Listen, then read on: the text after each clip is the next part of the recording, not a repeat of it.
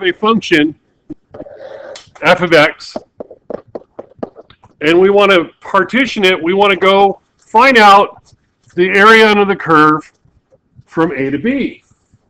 What's the area of the curve from A to B? And I've got a curve. This is actually a relatively mild curve. So the first thing you do is you break it down into parts. You can't do the whole thing. So you're going to break it down into smaller parts. And you can break it down into how many ever subintervals you want to break it down into. Okay? And they don't have to be the same size. In fact, technically, they're not the same size. Okay? They can be any size we want. We can make as many as we want or as few as we want, but you break it down into smaller subintervals. Now, A is our first x coordinate. This is x sub 0. B is x sub n for how many other subintervals we break it down into. If we break it down into 100 subintervals, then we have x sub 0 through x sub 100. If we break it to 1,000, it's up to 1,000, depends upon how many intervals we have. If it's only 4, that's 0 through 4. Our first interval goes from 0 to x sub 1, and then x sub 2, and then so on and so on. Down here, x sub n, and then the penultimate one, x sub n minus 1. See, that's a new vocabulary word, penultimate. If you have the last one, you have the one before that. The penultimate one is the one before the last. You learn something new every day. And so on and so forth. Okay. Somewhere in the middle, we have a partition. We don't know which one it is, but it's somewhere in the middle. And what we're going to do is we want to find the area of them as we go along. Well, the best area that we found using breaking it down to rectangles, the one that was the most accurate, was the one where we were doing the middle one.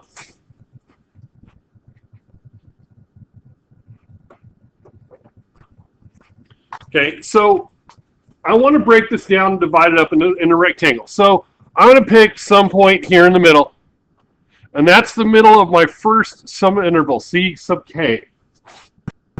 Okay, and what I'm going to have here is this is some center point that gives me my rectangle right here in the middle. Okay.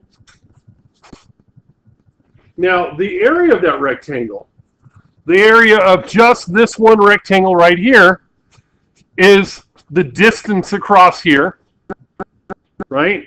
Which is that distance goes from x sub whatever, let's say x sub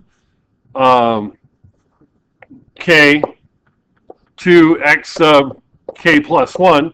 I don't know. But what is that distance? That distance is my change in x, or delta x. Okay, it's my change in x, delta x, change in x. So my area of this one is the width is delta x times the height of my rectangle. And the height of my rectangle, if I pick some point in the middle here, plug it into f of x, that would be f of c sub k, height times width.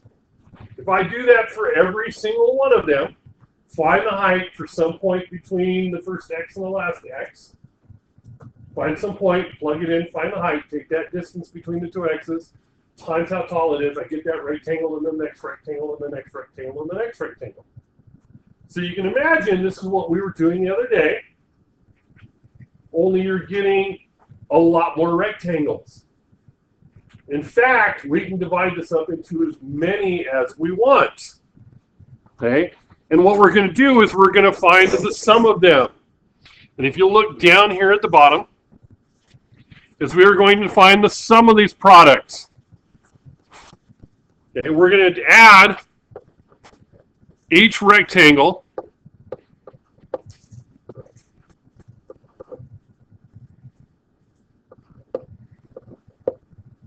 and add them together. The height times the width of every single rectangle and add them together. What do we get? We get the whole thing. This is a Riemann sum. That's important. It's a Riemann sum. A Riemann sum is adding all of those rectangles together. Okay, you will be asked to find Riemann sums from time to time.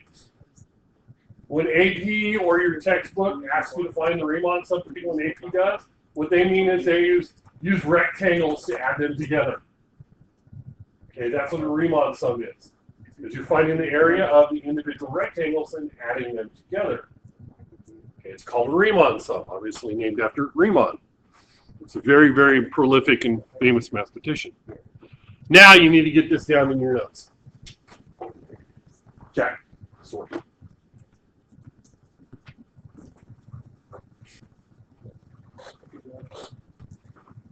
Okay.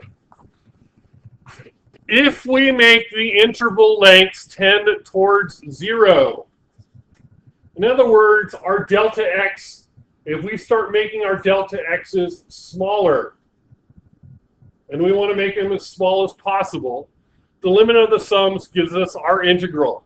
This is the definition of a definite integral. The integral from a to b of f of x dx, and I will explain this terminology shortly, is the limit as, and this is called, I'm just blank. I want to say rho, but I'm just blank. What this basically says is this symbol here means, this is the size of the largest rectangle goes towards 0. So as the largest rectangle goes towards 0. So how many rectangles? So I have a rectangle. This is the biggest one. I'm going to make it smaller. Oh, that's not the biggest one anymore. This one over here is the biggest one. So I'm going to make it go towards 0. Oh, wait a minute. That one's not the biggest one anymore. This one is. So I'm going to make this one towards 0. That's what that means. And I think it's the rho of P. That's what it is. It means take the largest width as the largest width goes towards 0. So how many rectangles am I going to have if the biggest one is really, really, really tiny in width? And if I take that biggest one and I make it, I got to make it even smaller until it's not the biggest one anymore. Then I got to take another one, make it smaller until it's not the biggest one anymore. How many rectangles am I going to have? I'm going to have an infinite number of rectangles. So what we're technically doing is adding an infinite number of rectangles together. When I was talking about this the other day, this is what I was talking about. What the idea is that each one of these rectangles gets smaller and smaller and smaller and smaller and smaller. Oh, that one's still too big. I got to make that one smaller. Oh, and I got to make that one smaller, and I got to make that one smaller. And I got to make that one smaller. And if I add them all up, and the smaller they get, the more accurate they are in measurement, right? And if I add an infinite number of them together, they're going to be really close to the actual height to where you actually get the exact value. That's the idea. That is what this is saying I do. This says right here, you're going to add together an infinite number of tiny little rectangles. That's what we're going to do in here. We're going to add together an infinite number of tiny little rectangles. That's what the integral is. That's the definition of the integral. And it's funny that we use Riemann sums, because that's what this part here, this is a Riemann sum. We take a Riemann sum and just make the largest one really, really skinny. Because Riemann hated integration. He absolutely hated it. He hated calculus. He hated integration. He thought it was useless and didn't need to be done. He was wrong. But we used his work to define something he hated. Because he didn't come up with this. Somebody else came up with this. They called it the Riemann sum because it was his idea. But they used that to define what the definite integral is, which I think is absolutely hilarious. He hated it. Okay. So our sample problem. Express this as an integral, where P is any partition of the function from -7 to 5. So here we go. This is what you do. You go from -7 to 5. This is my function. Only we don't use C. Our function is in terms of x. So I have c sub k squared minus 3 sub c. That tells me my function, f of x, is actually x squared minus 3x x squared minus 3x. And delta x means that it's dx. Ooh, that's a really hard problem, isn't it? You're going to have some homework like that today. So I will explain in more detail what these individual things stand for. But what we're doing is, where do I start to where do I end of my function? Here the function is written in terms of c rather than terms of x. You just write the function in terms of x instead of terms of c sub k. That's it.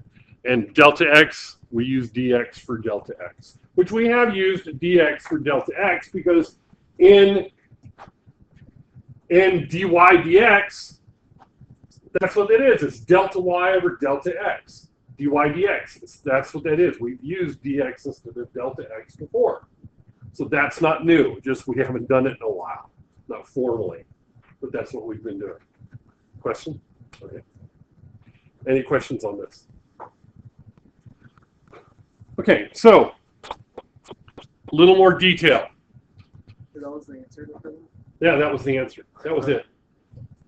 Believe me, it's going to get harder.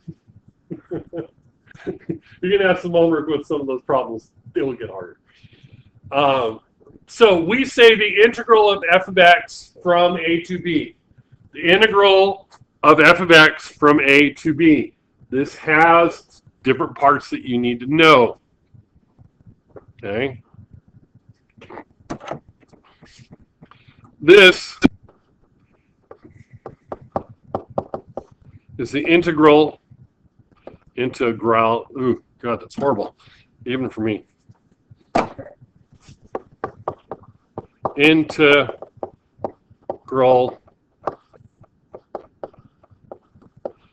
symbol. Kind of like, what is that, a clef? Kind of. It's not exactly, but it's similar, and I know that there's a similarity to it, and I know there's actually a connection for that. There is. Okay. Because whoever used this liked that, and so they came up with something that was not exactly the same, but had references to it. That happens an awful lot when you're creating your own symbols for something. You have something else you like, you don't copy it exactly, but you have an influence. Okay. This is our lower bound. That's our lower bound. That's where we start. So this would be our upper bound.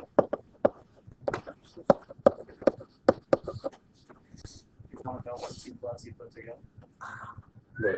I could draw them for you. Yeah, please. No, we're good. Okay. So, lower bound, upper bound, we go from A to B, whatever those numbers are, and that's how you say it. We go from A to B. It's the integral of this function. This is our integrand, or we can also refer to that as our function of integration.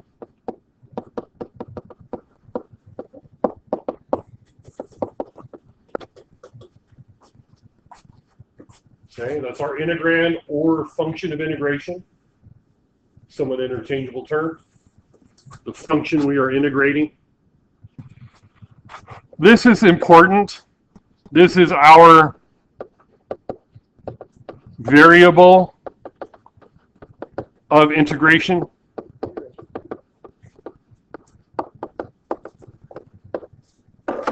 Just like when we take the derivative with respect to a particular variable. When you integrate with respect to a specific integral. If it's dx, I only integrate with respect to x. Everything else is considered a constant. Which is really cool because one of the things you will do if you take Calc 3 or Calc whatever, but the last semester of calculus, multivariable calculus, which is really cool. One of the things you do in multivariable calculus is you will take multiple integrals. Integrals with respect to different variables. It's actually really easy. Your outside integrand And your outside variable are what you do first, and then you work your way in. So if it's dx, dy, dz, you do it with dz first, and the first numbers on the outside are what you use for z. And then when you do it dy, and then you do it dx, it's actually really easy to do because everything else is a constant. When you're looking at z, the other ones are constant. Similar to integration, implicit differentiation. Kind of the same idea. If you have more than one variable, only one of them that you are concerned with at a time. And you're only going to deal with one at a time. But I can have any variable I want. dr, dz, d theta, dy, dx. Most of the ones you have will be dx. You will have some dt's from once in a while when we use a lot of time. We will come up with problems later on where you have dy or dx. And it's because we're looking at things graphically, and dy when you do it with respect to y, dx when you do it with respect to x. Sometimes you can interchange which ones you do. We'll see that. But that is an important thing. Which variable we're doing it with? What function do we have? That's an important part. Now, there is debate about whether or not you actually need the dx on there. You do as far as I am concerned. If I ever don't see the dx on the end, I will become very upset. There are two reasons. One, I have to know which variable we're working with. If there's something else there, I have to know that that's not my variable. That's the variable I'm working with. The other thing is you can have equations that will have integrals mixed in with non-integrals. Where does the integral end? The integral ends at dx. You notice on the previous example, I did not put parentheses around my function. Why? Because I know this whole part here, this is what I'm integrating. I don't have to put parentheses around it because I already have parentheses per se. I have the integrand symbol, I have the dx. Everything else is part of my integrand. I know where it starts here, I know where it ends there. Everything in between is my function. Okay? If you don't have the dx, you have to have something else that does that. Here's the nice thing. Remember derivatives? How many different ways did we have of saying take the derivative? Find f prime, find y prime, find dy dx, find dy, find dx. Lots of different ways, right? There's only one way to integrate. This is it. That's the only symbol for integration. Okay. Now, this is nice. This is the definite integral. It has a beginning and an end. We will come up to indefinite integrals in Chapter 7. Okay. A few rules. This is your first rule. We'll get more probably next week. I'm trying to decide where to stop before we start reviewing for the final. Integral of a constant. Okay. If your function is a constant value, i.e. it's 3, I'm going to take the integral of 3, the integral of 5, the integral of 6, the integral of negative 348, the integral of pi. Okay. The integral from a to b of f of x dx, if f of x is a constant, is the same thing as the integral from a to b of c dx, is c times b minus a. The constant times the upper bound minus the lower bound. And if you think back to our first example that we talked about the other day where we had the car driving along at 65 miles an hour, that was a constant, right? We have a constant function going from A to B, our constant function.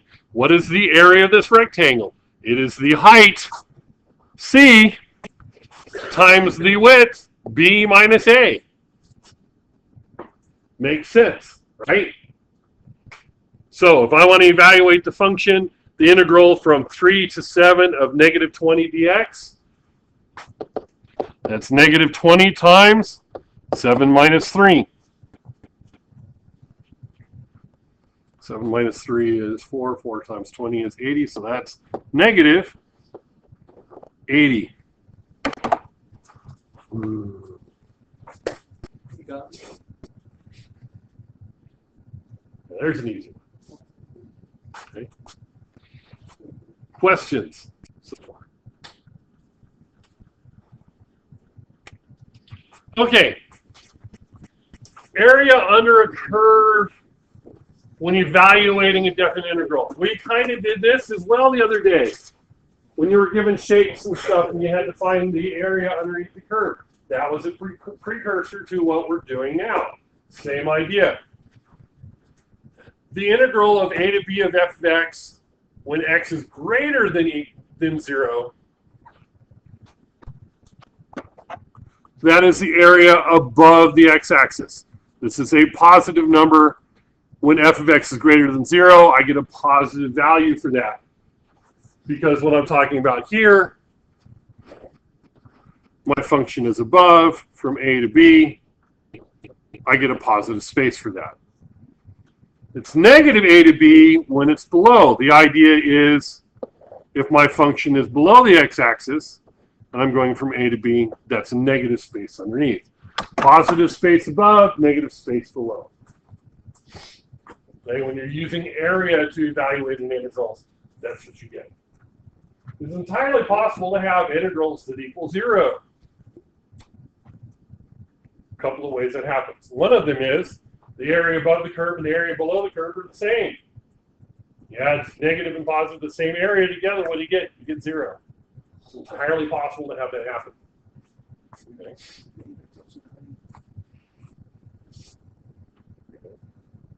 So generally speaking, and this is kind of important for how we're going to start doing integrals, is the integral from a to b of f of x is the area above the x-axis minus the area below the x-axis. So anything above is positive, anything below is negative. Kind of makes sense, right? Okay. This is the only time you'll ever have a negative area. Whenever you figured out an area of a geometric object, right, it was always positive no matter what. Yeah, this is the only time when you have a negative area, when you're using area for integration purposes. Okay. Questions? Anybody need more time? I'll give you a couple minutes. Okay. So, this is going to be a little more typical of what you're going to be dealing with today. We will come up with other ways of dealing with this, but I'm going to tell you that first one, what we're doing today is actually the easiest way you will deal with this. So you're doing the integral from -4 to 0 of the square root of 16 minus x squared. You have to know what that looks like. The square root, bless you, of 16 minus x squared. If you were to graph that,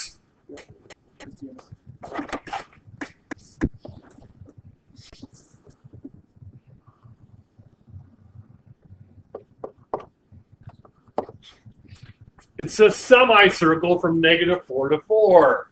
Why -4 and 4? R squared minus x squared. The square root of r squared minus x squared is a semicircle.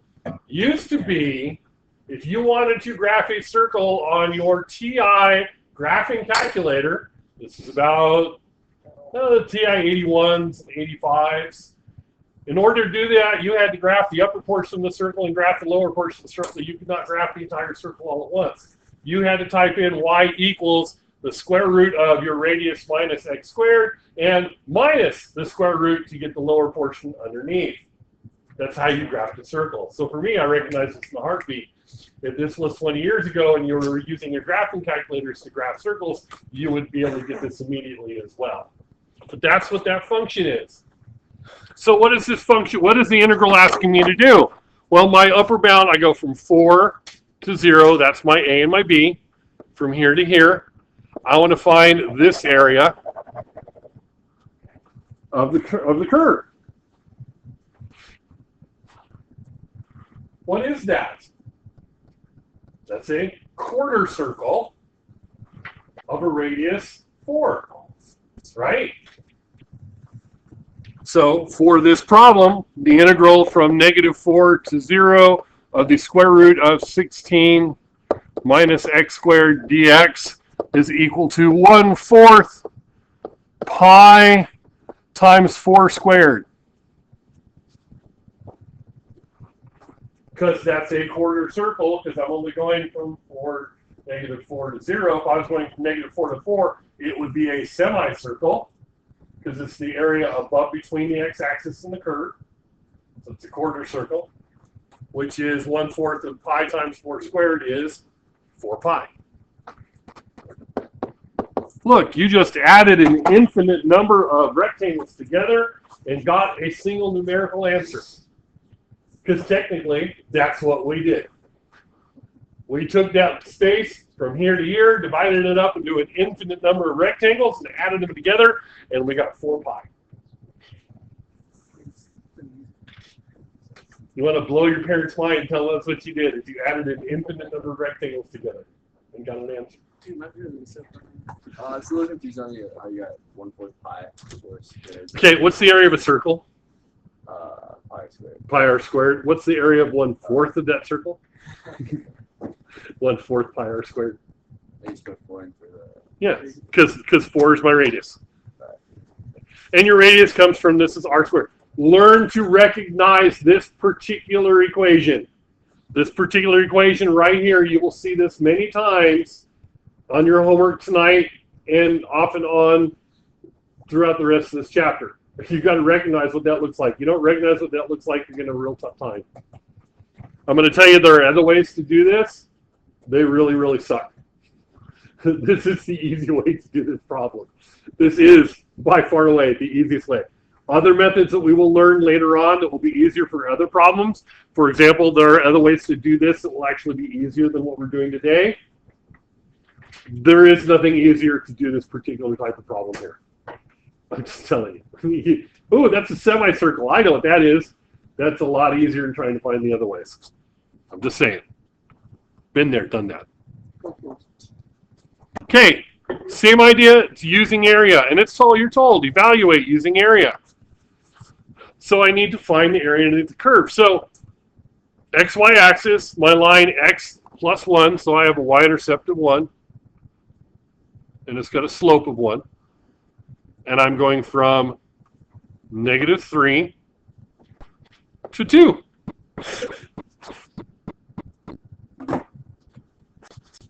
So what objects do I have? I've got triangles. Now, I have to figure out my point of intersection. I have to know this point right here.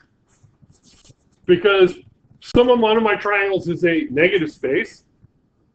One of my triangles is a positive space, and I have to be able to separate the two to be able to solve this problem. Okay? So where's that going to happen? Well, you have to understand graphs and how they work. This one's nice. Slope. What do? You set that equal to 0, solve for x, because it's the y-intercept. You do that, you get -1. So I'm actually going to find one triangle here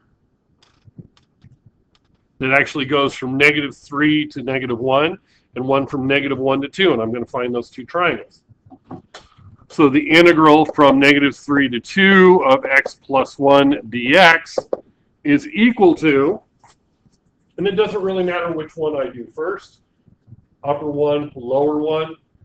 This one is actually easier if you think about it, as I do the top one, the big one is positive, subtract the one that's underneath. So it's a triangle, which means it's 1/2 times base times height, bless you. So I have to figure out my base. Well, going from -1 to 2, that's what? That's 3.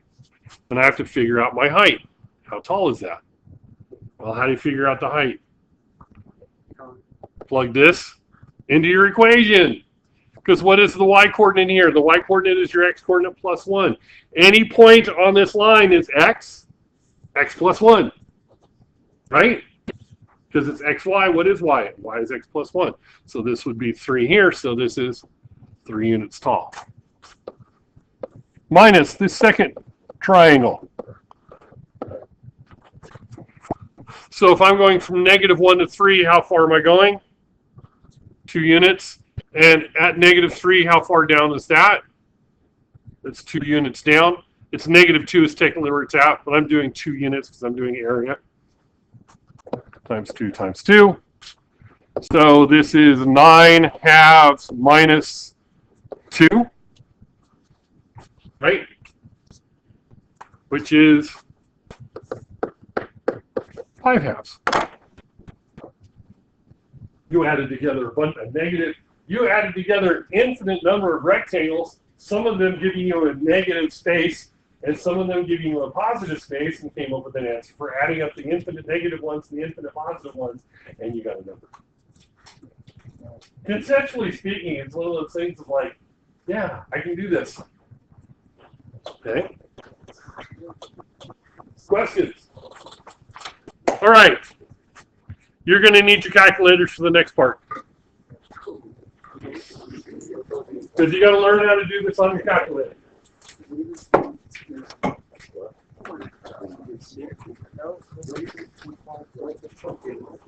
No,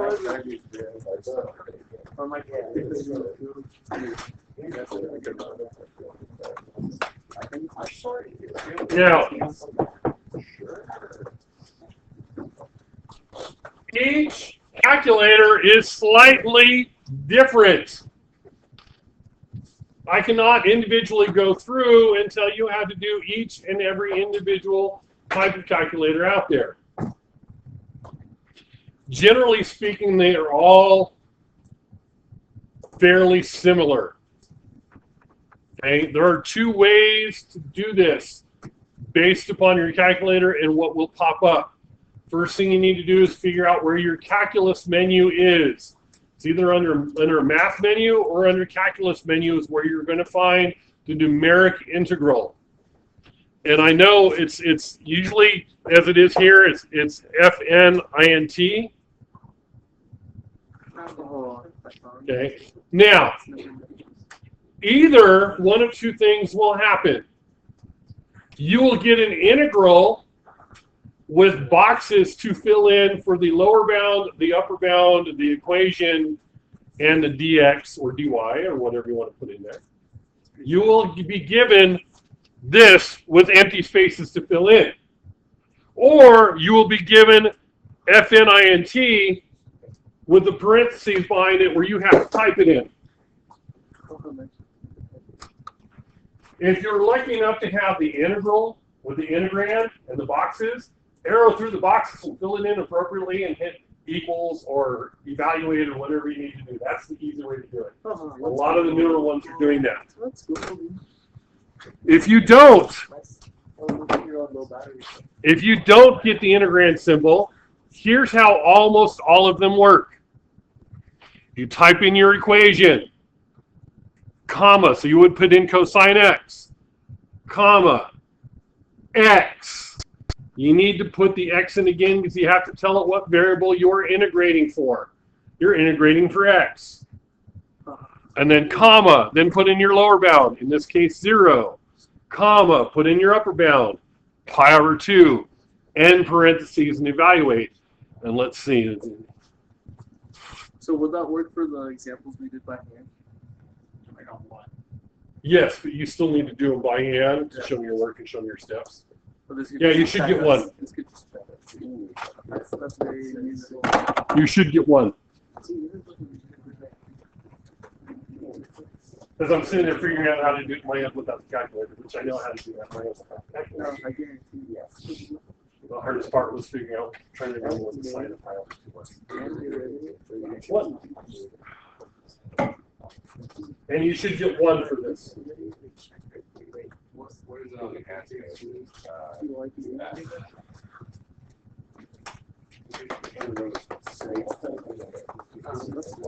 I think this one is for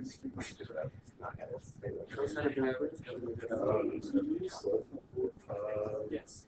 Yeah, I think Daniel.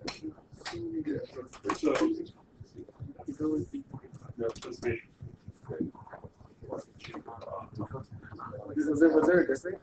No, there wasn't. No, I did. Yeah. There's no difference. YOLO. I want to. I think it's Yeah.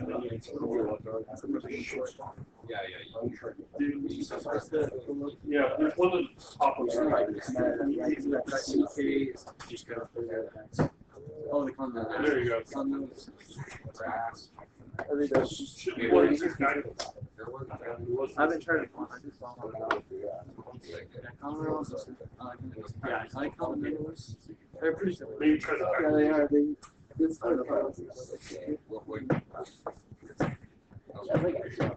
a limited time.